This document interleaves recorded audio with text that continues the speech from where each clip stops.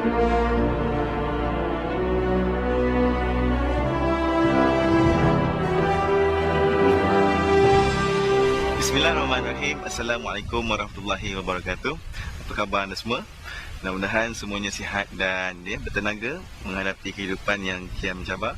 Mudah-mudahan kehidupan kita yang kita lalui ini dengan pilihan yang betul. Baik, hari ini bila cerita tentang kebahagiaan, semua orang nak bahagia. Tak kiralah kebahagiaan itu dalam bentuk apa saja. Mungkin kebahagiaan itu dalam bentuk fizikal, kebahagiaan itu mungkin dalam bentuk intelektual, kebahagiaan itu mungkin dalam bentuk emosi, ataupun kebahagiaan itu dalam bentuk spiritual. Jadi apa sahaja bentuk kebahagiaan yang kita impikan, semuanya adalah dreams, sebuah dream ataupun sebuah tujuan kehidupan manusia di muka bumi ini. Kalau kita tanya, ada ke manusia ingin sengsara? Sudah pasti tidak ada. Jadi kebahagiaan itu sebenarnya memang didambakan, sama ada orang dewasa ataupun kanak-kanak. Kebahagiaan amat penting, amat penting bagi kita sebagai manusia. Jadi kebahagiaan yang bagaimana yang harus kita miliki pada waktu ini, pada waktu sekarang. Maka mari kita nilai semula apakah ataupun bagaimana untuk kita meraih kebahagiaan itu. Baik, mari kita lihat makna bahagia itu. Bahagia macam-macam definisi yang diberikan. Kalau dalam bahasa Inggerisnya mungkin dipanggil happiness, ataupun ada juga buku-buku yang menulis tentang kebahagiaan ni. Bila saya belik-belik, bila saya baca pelbagai jenis, pelbagai bentuk, pelbagai sudut happiness ini dikongsikan, diceritakan, malah dituliskan kepada manusia. Malah setiap buku-buku, setiap ceramah, setiap video-video yang banyak dikongsikan dalam YouTube. So bila lihat semula, rupa-rupanya kebahagiaan ini juga mempunyai seni yang tersendiri. Jadi the art of happiness, art of happiness ini perlu kita lihat bagaimanakah, apakah seni yang harus kita kuasai agar kita mampu meraih ketenangan ataupun kebahagiaan itu tadi. Saya ingin kongsikan dengan anda semua tentang kebahagiaan. Kebahagiaan yang sebenarnya adalah datang daripada dalam, in, out. Tapi kadang-kala ramai orang, ramai di antara kita mencari ketenangan ataupun kebahagiaan itu daripada luar ke dalam, out, in. Jadi kebahagiaan out in sebenarnya memberikan tempoh masanya ataupun dia mempunyai limitasi yang tertentu. Tetapi jika kita mampu menguasai kebahagiaan in out, iaitu daripada dalam diri kita, maka dunia yang kita lihat, persekitaran yang kita rasai ataupun sosial yang kita ceburi ini akan berbeza sudut pandangnya. Kenapa? Pernah pakar psikologi mengatakan bahawa dunia yang kita alami ini sebenarnya ditentukan apa yang ada di dalam kita, dalam diri kita. Jadi apa yang ada dalam diri kita? Hati kita dan juga fikiran. Jadi fikiran ni ataupun akal ini adalah cara ataupun sudut pandang kita melihat dunia. Hati ataupun qalb ini adalah bagaimana kita merasa dan juga kita menentukan ke mana arah tuju kebahagiaan itu. Bila kita lihat tentang kebahagiaan in out, jadi in dalam diri kita sudah tentulah 100% bukanlah berbentuk material, bukanlah berbentuk fizikal semata-mata. Jadi apa yang ada dalam diri kita itu sebenarnya lebih menjanjikan kebahagiaan dan ia mungkin berpanjangan. Tidak seperti kebahagiaan yang berbentuk out in. Out in ini kebanyakannya adalah berbentuk material semata-mata.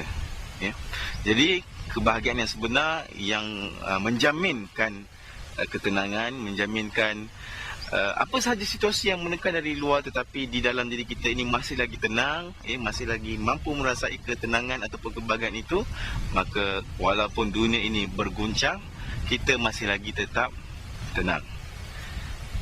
Perkara yang paling membuatkan saya teruja adalah apabila melihat isi kandung Al-Quran, bila melihat mengkaji beberapa ayat yang berkaitan.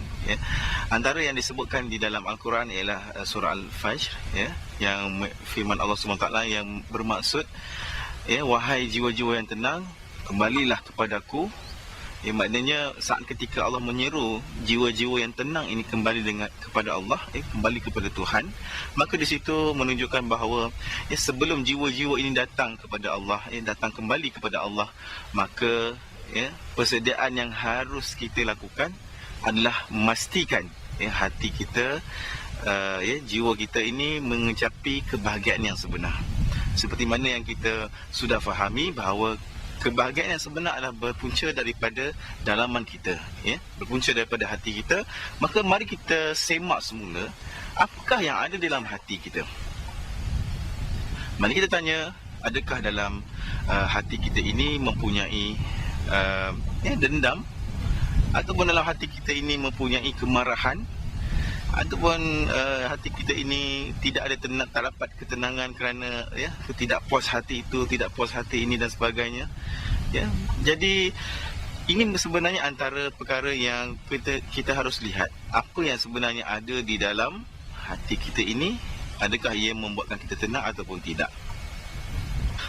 Baik, persoalan yang paling besar sekali adalah bagaimana untuk mengecapi kebahagiaan, ataupun seni kebahagiaan yang sebenar.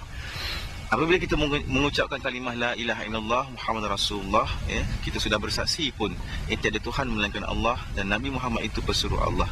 Sebenarnya kalimah la ilaha illallah ini telah pun menjanjikan kebahagiaan dan ketenangan. Namun apabila kehidupan kita ini melalui pelbagai pancaroba, ujian dan sebagainya, kadang-kadang kita sudah mula mungkin tidak yakin, ataupun kita mungkin mula sudah berputus asa, ataupun kita mungkin sudah lupa tentang syahadah yang sudah pun kita ucapkan, yang kita ikrarkan melalui lidah dan membenarkannya dalam hati. Tapi kalau kita lihat kalimah la ilaha illallah Muhammad Rasulullah itu menjanjikan kebahagiaan, ini pun sudah menerangkan kita tentang tips untuk meraih kebahagiaan itu. Semuanya adalah berpunca daripada dalaman kita sendiri. Rasulullah sallallahu alaihi wasallam bersabda, Allah Ta'ala berfirman di dalam hadis qudsi, aku sesuai dengan persangkaan hambaku terhadapku, dan aku selalu bersamanya ketika dia mengingatku. Apabila dia mengingatku dalam dirinya, maka aku pun akan mengingatnya dalam diriku.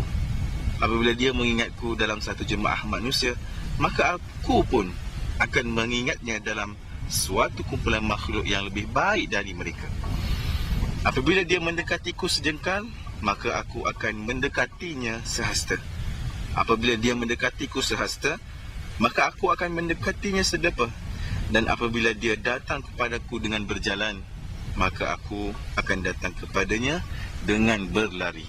Subhanallah, kalau benar-benar kita renungi semula hadis qudsi itu, aku ini adalah berdasarkan persangka ataupun persangkaan hamba-hambanya, dan saat ketika kita yakin bahawa Allah itu mampu memberikan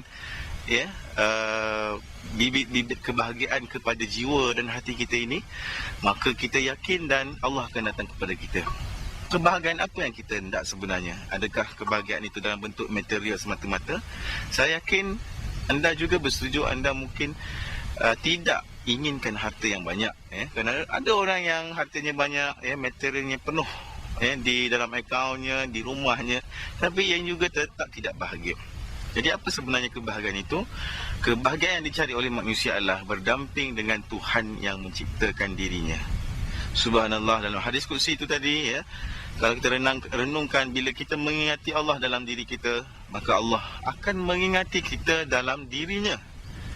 Kemudian bila kita mengingati Allah dalam satu kumpulan, satu jemaah ataupun satu family, maka keluarga kita, jemaah kita, ataupun dalam satu kumpulan itu, Allah akan ingat kita dalam kumpulan yang lebih baik makhluk di sisi Allah Subhanahu Taala.